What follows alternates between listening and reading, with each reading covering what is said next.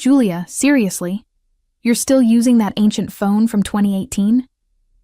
My brother Harrison laughed, holding up his brand new iPhone as we gathered around the Christmas tree in my parents' living room in Portland, Oregon. Look at this thing. It's practically a fossil. My name is Julia Thompson. I'm 28 years old, and for as long as I can remember, I've been the family disappointment.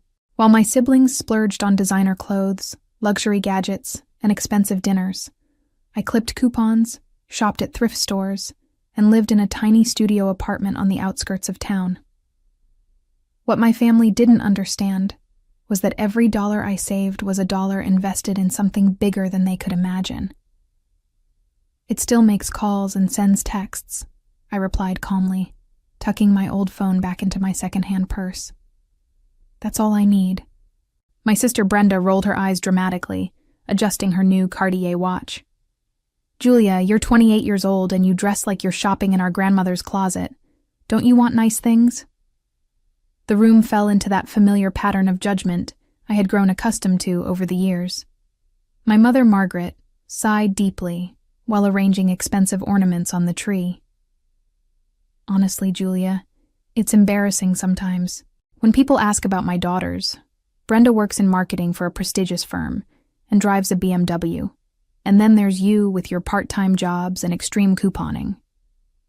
My father, David, nodded in agreement from his leather recliner. We raised you better than this, sweetheart. There's being financially responsible, and then there's whatever this is. You act like you're living through the Great Depression. Harrison smirked as he scrolled through his expensive tablet. Remember when she brought her own tea bags to that upscale restaurant for my birthday? The waiter didn't know what to do with himself. The laughter that followed felt like tiny needles pricking my skin, but I had learned to endure it. What they couldn't see was the purpose behind every sacrifice, every moment of ridicule I endured, while they lived paycheck to paycheck despite their impressive salaries. While they accumulated debt to maintain their lifestyles, I was building something extraordinary in the quiet hours after my part-time shifts ended. I'm doing just fine, I said softly, watching as Harrison's girlfriend Kelly joined in the mockery by showing off her designer shoes that cost more than my monthly grocery budget. Little did they know that in just a few minutes, Harrison would accidentally stumble upon information that would flip their entire world upside down. The phone they mocked was about to reveal a secret that would transform their laughter into desperate pleas, and their condescension into shocked silence. The mockery continued as we moved to the dining room for dinner. Brenda made a show of photographing her expensive meal for social media while commenting on how I had brought my own bottled water instead of buying the sparkling water my mother served. Julia's always been different, Margaret explained to Kelly, Harrison's girlfriend, as if I weren't sitting right there. Even as a child, she would save her allowance instead of spending it like normal kids. We thought she'd grow out of it, but here we are. I picked at my dinner, remembering the countless nights I had worked on my project instead of socializing. While my family attended expensive concerts and took lavish vacations they couldn't afford, I spent my evenings in my tiny apartment, surrounded by coding books and my laptop, developing what would become the most successful budgeting app of the decade. The worst part is that she has a computer science degree, David added, cutting his prime rib. She could get a real job at a tech company, but instead, she works part-time at that bookstore and does freelance work. It's like she's wasting her potential. What they didn't know was that my freelance work was actually the development and maintenance of FrugalSmart, an app I had created that helped millions of people manage their finances better. The irony wasn't lost on me that my family, who desperately needed financial management, had no idea their embarrassing daughter had created the very solution to their problems. Harrison pulled out his phone to show Kelly photos from his recent ski trip to Aspen. This cost me $8,000, but you only live once, right? He glanced at me with pity. Julia probably thinks I'm crazy for spending that much on a vacation. I think you should spend your money however makes you happy, I replied honestly. What I didn't add was that his $8,000 vacation was less than what I earned in passive income each day from my app. Kelly looked at me curiously. What kind of freelance work do you do, Julia? App development, I said simply, not wanting to elaborate. The truth was too complex and too unbelievable for this crowd. Oh, like making little games? Brenda asked dismissively. That's cute. Margaret shook her head sadly. We keep hoping she'll meet a nice man with a stable career who can take care of her properly. Someone who can show her what it's like to live a little. The conversation continued around me, each comment adding to the mountain of assumptions they had built about my life. They saw my thrift store clothes and secondhand furniture and concluded I was struggling. They saw my modest lifestyle and assumed I was failing. What they couldn't see was the empire I had built from my laptop, one line of code at a time. After dinner, we gathered in the living room to exchange gifts. I watched as my family opened expensive presents they had bought for each other on credit cards they were still paying off from previous year's celebrations. My gifts, while thoughtful, were modest by comparison. Homemade cookies, a book I had found at an estate sale, and a scarf I had knitted myself. These cookies are actually really good, Harrison admitted, taking a third one. Did you use that ancient oven in your apartment? The same one, I nodded, amused by how he couldn't conceive that someone might choose to live simply rather than be forced to by circumstances. As the evening wound down, Harrison excused himself to use the bathroom. My phone, which I had left charging on the kitchen counter, buzzed with notifications. Without thinking, Harrison picked it up, probably intending to hand it to me, but the screen lit up with my banking app still open from earlier, when I had checked my account balance. I watched from the living room as his face went through a series of expressions: confusion, disbelief, and then complete shock. He stared at the screen for a long moment, his mouth slightly open, before looking toward the living room where I sat. Julia, he called out, his voice strangely hollow. Can you come here for a second? The tone of his voice made everyone in the living room look up. Margaret and David exchanged glances, probably expecting Harrison to share another story about my frugal habits. Brenda continued scrolling through her phone, and Kelly looked mildly curious. I walked into the kitchen, already knowing what Harrison had seen. My banking app displayed my current account balance, $12,347,892.73. Below that were notifications about my daily earnings from FrugalSmart, my investment portfolio updates, and transfer confirmations from my business accounts. Is this real? Harrison whispered, holding up my phone with trembling hands. This can't be real. I took my phone from him calmly. What are you talking about? The money, Julia. There are $12 million in your account. $12 million. His voice cracked slightly. How is that possible? The living room had gone completely quiet. I could feel everyone's attention turning toward the kitchen, sensing that something significant was happening, but not yet understanding what. Harrison's face had gone pale. All this time, we thought you were struggling, that you were too proud to ask for help, that you needed us to worry about you. But you're rich. You're actually rich. The moment hung in the air like a soap bubble about to burst. I could hear my mother's sharp intake of breath from the living room, could sense the shift in the atmosphere as Harrison's words sank in.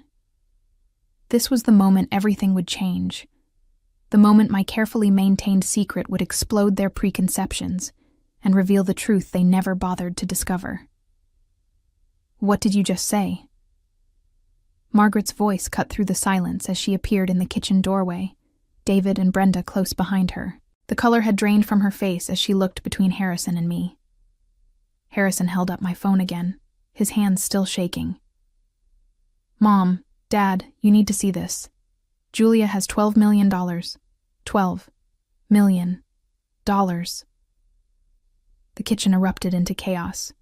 Brenda pushed past everyone to grab my phone, her eyes widening as she saw the account balance. This has to be fake.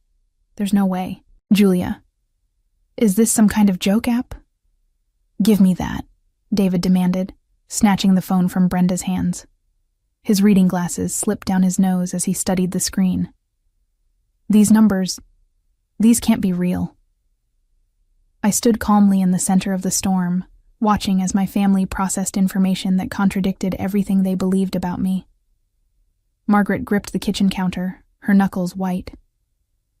Julia, explain this right now. Where did this money come from? I developed an app, I said simply. It's been quite successful. An app? Harrison's voice pitched higher. What kind of app makes $12 million? A budgeting app called Frugal Smart. Maybe you've heard of it. The silence that followed was deafening. I watched as recognition dawned on their faces. Frugal Smart wasn't just any app. It was the app that had been featured on every major financial news show, the one that had disrupted the personal finance industry, the one that celebrities and financial experts recommended. Brenda's mouth fell open. You're telling me that you created Frugal Smart? The app that Oprah talked about? The one that was on the cover of Time magazine? The same one, I confirmed, taking my phone back from David's limp grasp. Margaret stumbled backward, catching herself against the wall. But you live in that tiny apartment. You shop at thrift stores. You clip coupons like some kind of person who understands the value of money, I finished.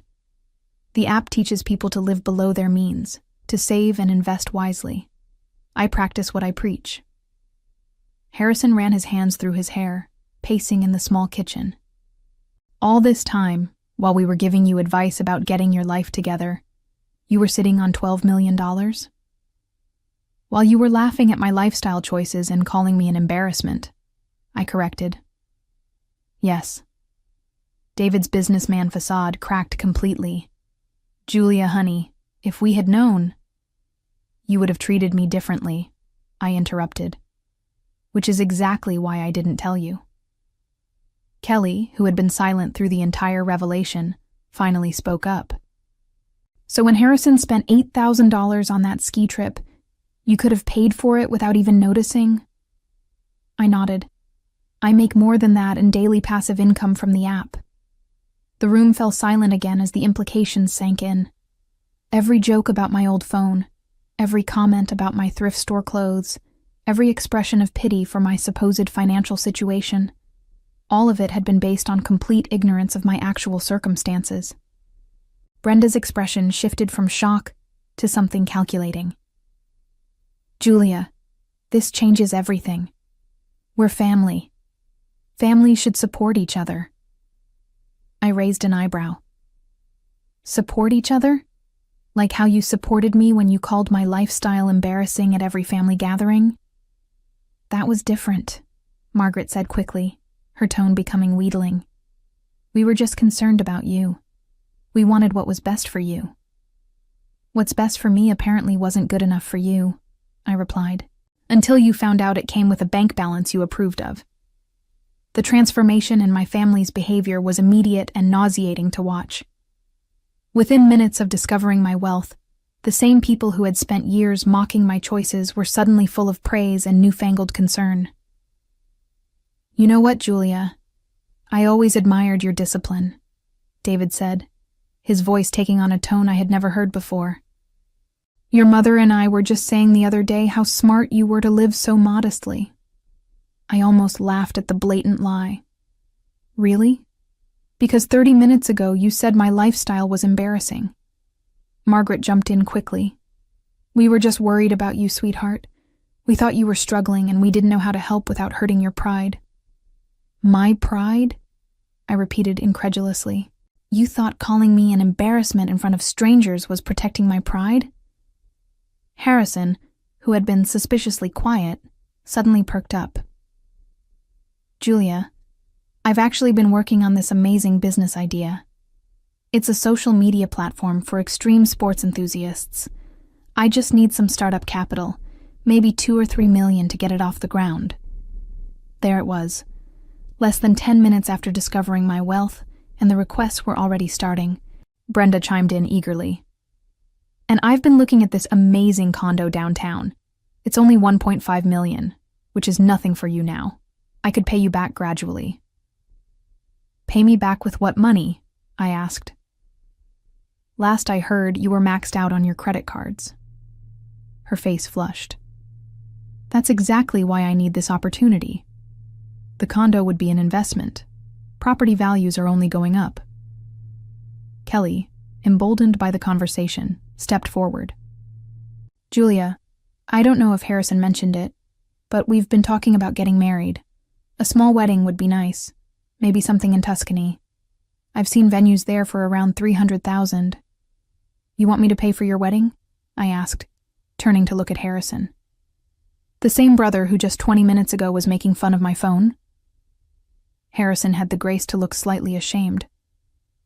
Look, I'm sorry about that. I didn't understand what you were doing. But now that I do, we should support each other's dreams, right? Margaret nodded enthusiastically. Family money should be family money. That's how these things work.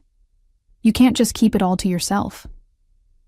The audacity was breathtaking.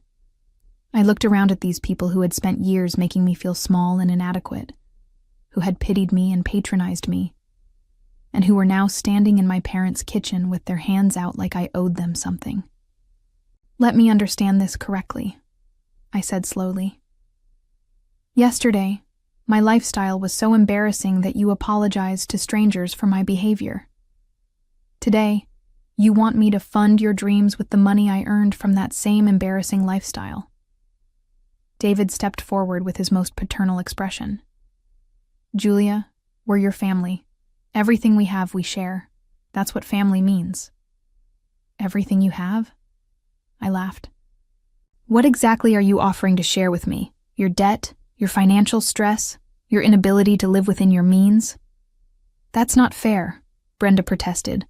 We work hard for our money. And I didn't work hard for mine? I asked. You think $12 million just appeared in my account by magic? You think I built a successful company by accident while you all assumed I was failing? The kitchen had become a battlefield, with my family on one side demanding access to wealth they had just discovered, and me on the other side, finally seeing them clearly for who they really were. The confrontation reached a boiling point when my extended family arrived. Word had apparently spread quickly through our family network, because within an hour, my parents' house was full of relatives I hadn't seen in months, all suddenly very interested in my well-being.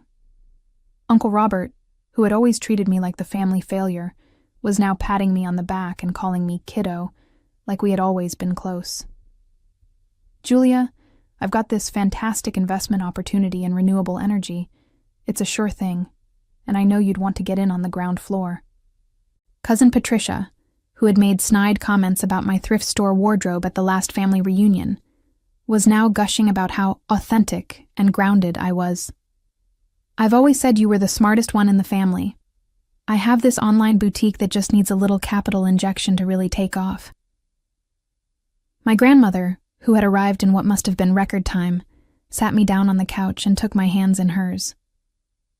Julia, dear, I'm so proud of you. I always knew you were special. Now, your grandfather and I have been struggling a bit with the medical bills, and I was wondering... I stood up abruptly, unable to listen to another word. The living room was packed with family members, all with their own sob stories and business plans, all suddenly treating me like the golden child they had never seen me as before. Enough, I said loudly, cutting through the chatter. All of you, just stop. The room fell silent, all eyes on me. 6 months ago, at Brenda's birthday party, half of you made jokes about my poverty mindset. Uncle Robert, you told people I was wasting my computer science degree. Patricia, you asked Mom if I needed help buying real clothes. Grandma, you suggested I was too stubborn to accept help from the family. I looked around the room at their suddenly uncomfortable faces. Not one of you bothered to ask what I was actually doing with my life. Not one of you considered that maybe, just maybe, I knew what I was doing. You all assumed that, because I didn't live the way you thought I should, I must be failing. Margaret tried to interrupt. Julia, honey, I'm not finished, I said firmly. Now, in the span of 2 hours, you've asked me for $17 million collectively. Harrison wants money for a business he hasn't even researched properly. Brenda wants a condo she can't afford. Kelly wants a wedding in Italy for a relationship that's 6 months old. Uncle Robert wants to invest in renewable energy despite knowing nothing about the industry. Patricia thinks I should fund her boutique that's already failing. The silence was deafening. Here's what's really interesting, I continued. Not one of you has apologized for years of treating me like I was an embarrassment to the family. Not one of you has acknowledged that your judgment was completely wrong.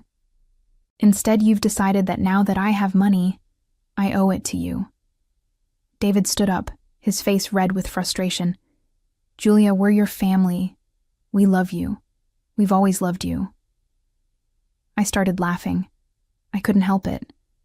The absurdity of the situation, the complete lack of self-awareness, the shameless entitlement. It was all so ridiculous that laughter was the only appropriate response. You love my money, I said between laughs. Yesterday you were embarrassed by me. Today you love me. The only thing that changed was a number in my bank account. Harrison stepped forward, desperation creeping into his voice. Julia, come on. We can work this out. We're sorry if we hurt your feelings. But we're family. This is what families do for each other. My laughter stopped abruptly. No, Harrison. This is what you want families to do for you. I looked around the crowded living room, at faces that had transformed from mockery to greed in the span of 2 hours. The same people who had spent years making me feel small and inadequate were now staring at me with naked desperation, their hands metaphorically extended, waiting for me to solve problems they had created through their own financial irresponsibility. You know what the funniest part is? I said, my voice cutting through the tense silence. Every single one of you needs my help because you've made terrible financial decisions. Harrison, you've blown through 3 jobs in 2 years because you keep taking expensive vacations instead of focusing on your career. Brenda, you're drowning in credit card debt because you buy designer clothes to post on Instagram. Mom and Dad, you're approaching retirement with almost nothing saved because you've spent decades trying to keep up with your neighbors. I watched their faces as the truth hit home. I created an app that teaches people to avoid exactly the mistakes you've all made. And instead of learning from it, instead of asking for advice, you mocked me for living the lifestyle that made my success possible. Margaret's voice was pleading now. Julia, we made mistakes. We can admit that. But family forgives. Family helps each other. Family respects each other, I shot back. Family doesn't spend years tearing someone down and then expect a bailout when it's convenient. I walked to the front door and opened it wide. The December air rushed in, carrying with it the scent of snow and the promise of a fresh start.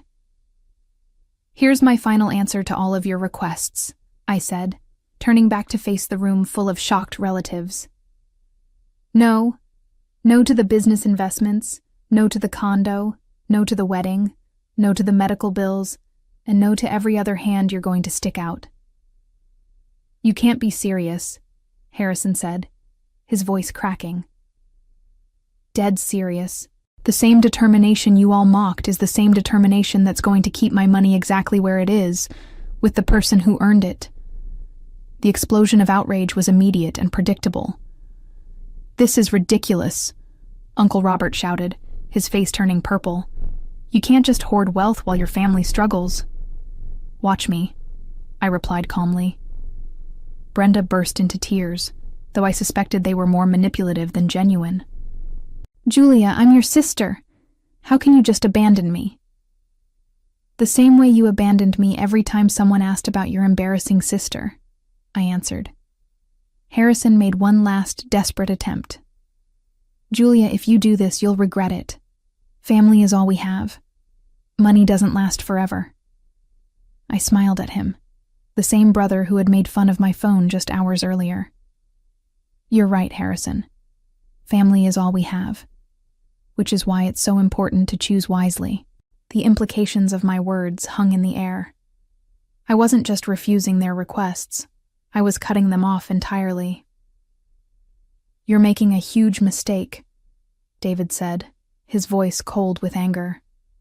"We won't forget this." "Good," I replied. "I hope you remember it every time you're tempted to judge someone based on their appearance or lifestyle choices."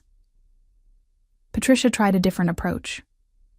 "Julia, think about what your success could mean for the whole family. We could all be better together." "We could have been better all along," I said. "But you chose mockery over support, judgment over curiosity, and assumptions over actual conversation. That was your choice. This is mine." I gestured toward the open door. "I have work to do. My app won't manage itself, and unlike some people, I believe in earning what I have." One by one, they filed out, their faces showing various combinations of shock, anger, and disbelief. Harrison was the last to leave, pausing at the door to look back at me. "This isn't over, Julia." "Yes," I said, closing the door firmly behind him. "It is." In the months that followed, my family faced the harsh consequences of their years of poor financial decisions and cruel treatment. Harrison's attempt to launch his extreme sports social media platform failed spectacularly when investors realized he had no actual business plan beyond "people like extreme sports." He burned through his remaining savings trying to convince venture capitalists to fund his half-baked idea, ultimately having to move back in with our parents when he couldn't make rent. Brenda's financial situation deteriorated rapidly without the bailout she had expected, forcing her to declare bankruptcy and move into a studio apartment while working 2 part-time jobs to pay off her massive credit card debt. Margaret and David discovered that their retirement dreams were impossible without my financial support, requiring them to continue working well into their 70s while watching their friends enjoy the golden years they had assumed my money would provide. The extended family members who had shown up with their hands out found themselves dealing with their own financial crises without the safety net they had taken for granted, learning too late that entitlement and poor planning make for a toxic combination. As I sat in my home office that evening, surrounded by the same modest furnishings that had once been a source of family shame, I reflected on how their mockery had ultimately strengthened my resolve and sharpened my focus on what truly mattered. The revenge wasn't in denying them money. It was in proving that the lifestyle they had ridiculed was actually the foundation of genuine success and happiness.